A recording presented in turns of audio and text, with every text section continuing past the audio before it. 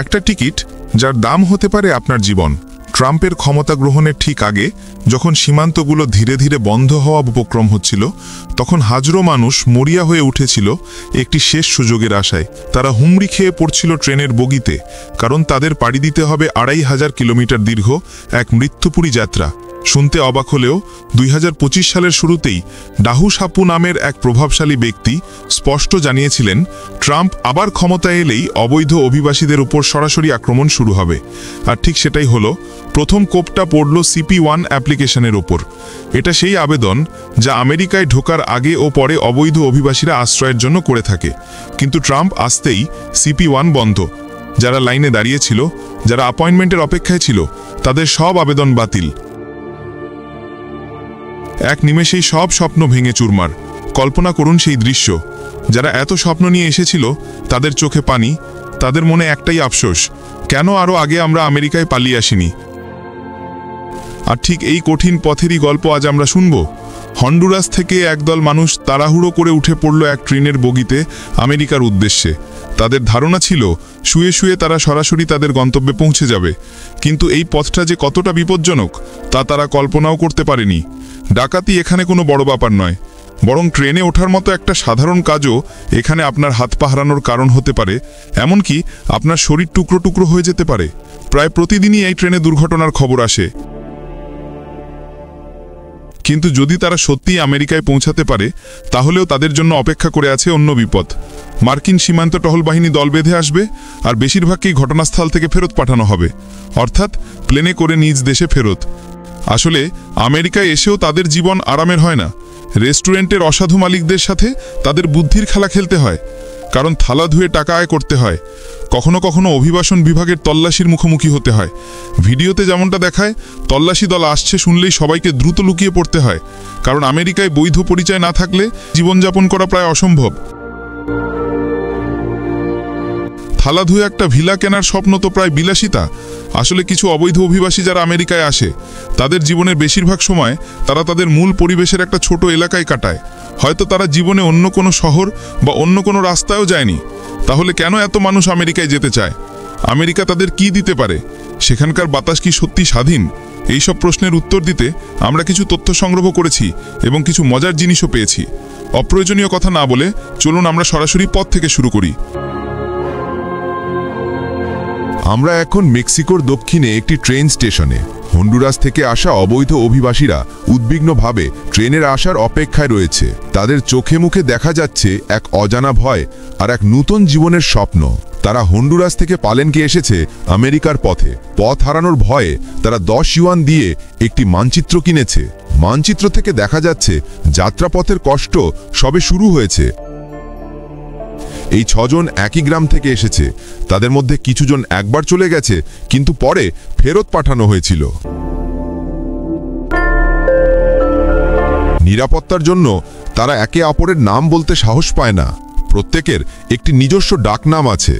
নবীন নামে এই লোকটি ধর্মীয় নেতা হওয়ার স্বপ্ন দেখে, আর হগরিজের লোকটি, যে আগে মার্কিন যুক্তরাষ্ট্রে বসবাস করত, তাকে পরে বিতাড়িত করা হয় এবং তার আমেরিকান সন্তানদের থেকে জোরপূর্বক আলাদা করা হয়। সে বলে, সে আমার ছেলে, তাই আমি তাকে দেখতে যাব।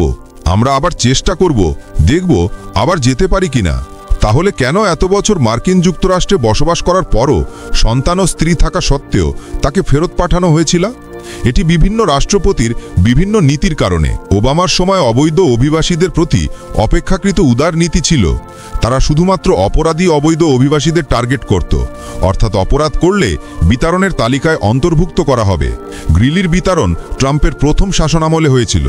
ট্রাম্প সবসময় অবৈধ অভিবাসীদের প্রতি কঠোর নীতি গ্রহণ করতেন।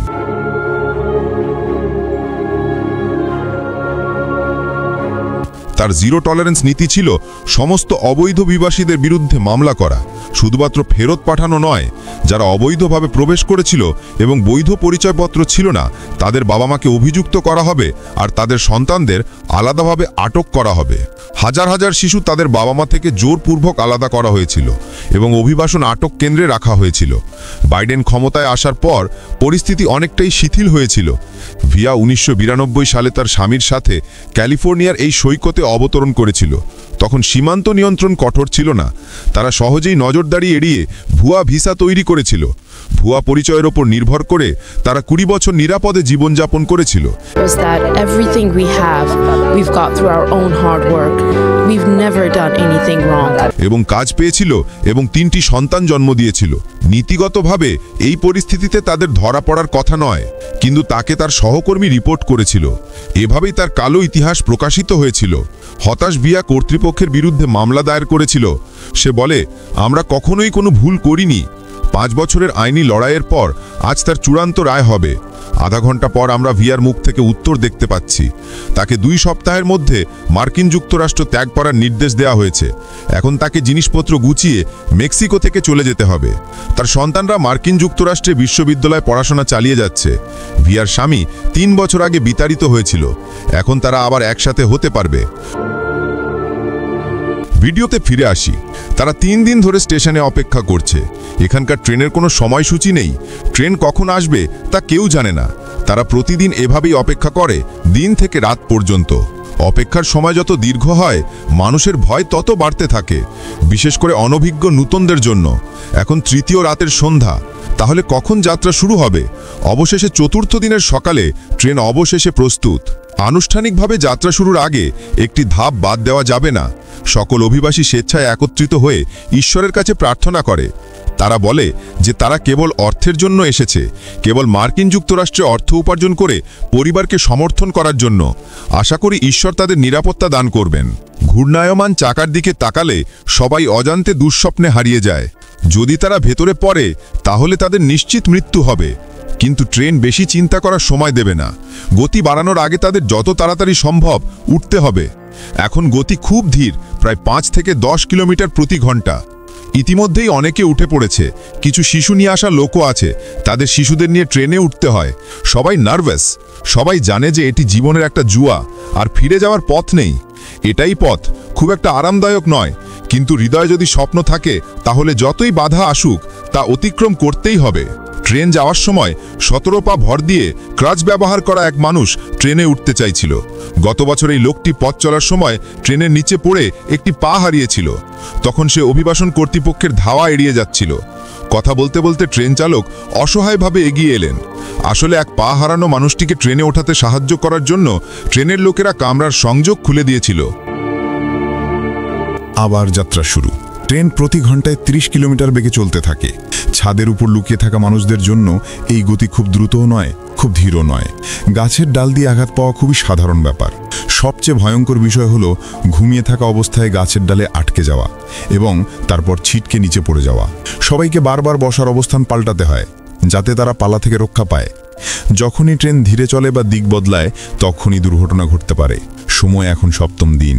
ঘুমের সাথে লড়াই করার পাশাপাশি তাদের সর্বদা সতর্ক থাকতে হবে।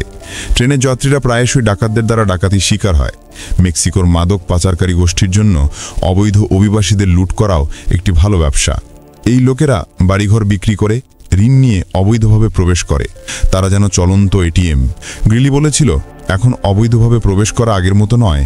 যদি আপনি একা যাওয়ার সাহস করেন, ডাকাত আসার আগেই অন্যান্য অবৈধ অভিবাসীরা আপনাকে টার্গেট করবে। একটি ক্ষুদ্র ঘটনা আপনার জীবন কেড়ে নিতে পারে। তারা আপনার একজোড়া জুতোর জন্য অথবা আপনার পকেটের কয়েক ইউয়ানের জন্য খুন করতে পারে।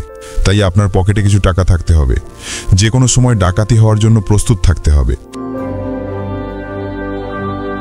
গ্রিলির কথা শেষ হওয়ার পরপরই ট্রেন থেমে গেল। ছেলেটা যেন মন্ত্রমুগ্ধ। পিছু উদ্বিগ্নভাবে চারদিকে তাকিয়ে রইল, কিন্তু শীঘ্রই তারা আর সতর্ক থাকার মতো অবস্থায় ছিল না। এখন তাপমাত্রা 40 ডিগ্রি সেলসিয়াস। তাপমাত্রা ছিল প্রায় 50 ডিগ্রি। ট্রেনের ছাদে বসে তারা যেন ঝলসে যাচ্ছিল। যদি খাবার না থাকে তাহলে ভুনা শূকরের মাংস খেতে হবে। সবার কাছে খুব কম খাবার ছিল। তাহলে ক্ষুধার্ত হলে কি করবে? সরাসরি ট্রেনের কামরা বিচ্ছিন্ন করে দিলেই হবে। তাহলে ট্রেন থেমে যাবে এবং অপেক্ষা করবে। ট্রেন চালক আসার কয়েক মিনিটের মধ্যে সবাই দ্রুত খাবার খুঁজে নেবে। সবচেয়ে হতাশাজনক বিষয় হলো কর্মীরাও। তাদেরও বারংবার সবাইকে তাড়াহুড়ো করে ট্রেনে উঠতে বোঝাতে হয় 5 জনের দলটি ট্রেন থামার সুযোগে কিছু নারকেল খুঁজে পেল। ট্রেন ছাড়ার আগে লোকদের মনে করিয়ে দিতে সতর্কীকরণ শীষ বাজাবে। যদি তারা খুব দূরে চলে যায় এবং ট্রেনে উঠতে না পারে, তাহলে তাদের জনমানবহীন নির্জন জঙ্গলে ফেলে দেওয়া হবে। উভয় সংকটে পড়বে। যারা ক্ষুধার্ত তারা পেছনে আম খাচ্ছে, যারা তৃষ্ণার্ত তারা নারকেল ভাঙছে। সময় ধীরে ধীরে নবম দিনে এসে পৌঁছেছে। নবম দিন। ট্রেনটা একটা জাংশন স্টেশনে থামল। সহকারী ট্রেন চালক লিও তার 5 বছরের কর্মজীবনে এমন অনেক দৃশ্য দেখে অভ্যস্ত। ট্রেনের উপর ঝুলে থাকা চোরাচালানকারীদের দেখে সে এতটাই শান্ত যেন এ তার রোজকার ঘটনা। কিছুক্ষণ আগে যে বিচ্ছিন্নতার ঘটনাটি ঘটেছিল সেটার রিপোর্ট কর্মীরা দিয়েছে। যারা শোভাযাত্রায় অংশ নিয়েছিল তারা শুধু বিব্রতভাবে অপেক্ষা করতে পারছিল। লিও কাউকে বকাঝঙ্কা করল না। তার মেজাজ ছিল অদ্ভুত শান্ত। ট্রেনটা এবার ভেরাক্রুজ রাজ্য অতিক্রম করবে।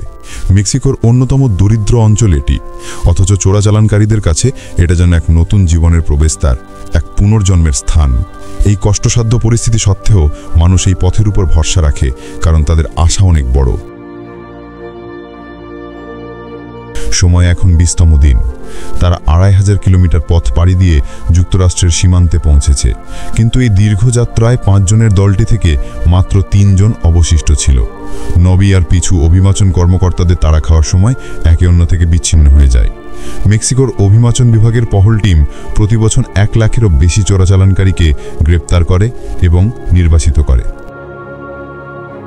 3 জনের দলটি এখন ক্লান্ত আর ক্ষুধার্ত, কিন্তু চোখে মুখে একটি অদম্য জেদ। 3 জনের দলটি একটি দ্রুত মালবাহী গাড়িতে উঠে যুক্তরাষ্ট্রের সীমান্তে প্রবেশ করবে। খুব কম লোকই এখানে পৌঁছাতে পারে। এই দীর্ঘ পথ পাড়ি দিয়ে প্রত্যেকের মনে মিশ্র অনুভূতি ছিল। দলের সদস্য কমে যাচ্ছে, কে পরের জন তা কেউ জানে না। এক অজানা ভয় গ্রাস করছে তাদের। 20 বছরের পোপো খুব খুশি। যুক্তরাষ্ট্রে একজন বিল্ডিং নির্মাণ শ্রমিক হওয়ার তার স্বপ্ন খুব কাছাকাছি। একই সাথে সে তার বাড়ি থেকে আরও দূরে চলে যাচ্ছে, কিন্তু তার চোখে নতুন জীবনের ঝলক। পোপোর কথাগুলো এমন শোনাচ্ছিল যেন আমি আমার পরিবারের জন্য চোরাচালান বেছে নিয়েছি। আসলে অনেক মধ্য এশিয়াটি এভাবেই ভাবে। এটা তাদের কাছে শুধুমাত্র একটি পথ নয়, বরং তাদের পরিবারের প্রতি ভালোবাসার এক চূড়ান্ত আত্মত্যাগ। যদি পরিষেবা খাতের মজুরি গণনা করা হয়, হন্ডুরাসে একজন ওয়েটারের মাসিক আয় মাত্র 200 থেকে 300 মার্কিন ডলার। অনেক গ্রাম্য অঞ্চলে মাসিক আয় 100 মার্কিন ডলারেরও কম। কিন্তু যুক্তরাষ্ট্রে একটি অবৈধ শ্রমিক হিসেবে একজনের আয় 1500 থেকে 3000 মার্কিন ডলারে পৌঁছাতে পারে। যুক্তরাষ্ট্রে 1 মাসে তারা তাদের নিজ দেশে 6 মাস বা এমনকি 1 বছরের আয় উপার্জন করতে পারে। তবে যুক্তরাষ্ট্রে জীবনযাত্রার খরচ অনেক বেশি। তারা অন্যদের সাথে সস্তা বাড়িঘর নেবে এবং বাড়িতে পাঠানোর জন্য অর্থ সঞ্চয় করার জন্য অত্যন্ত চেষ্টা করবে। উদাহরণস্বরূপ একজন অবৈধ অভিবাসী 2000 মার্কিন ডলার উপার্জন করতে পারে, কিন্তু সে মাত্র 500 মার্কিন ডলার খরচ করে। অবশিষ্ট 1500 মার্কিন ডলার সে তার বাড়িতে পাঠিয়ে দেয়। এই অর্থ তাদের নিজ দেশে একটি বিশাল পরিমাণ।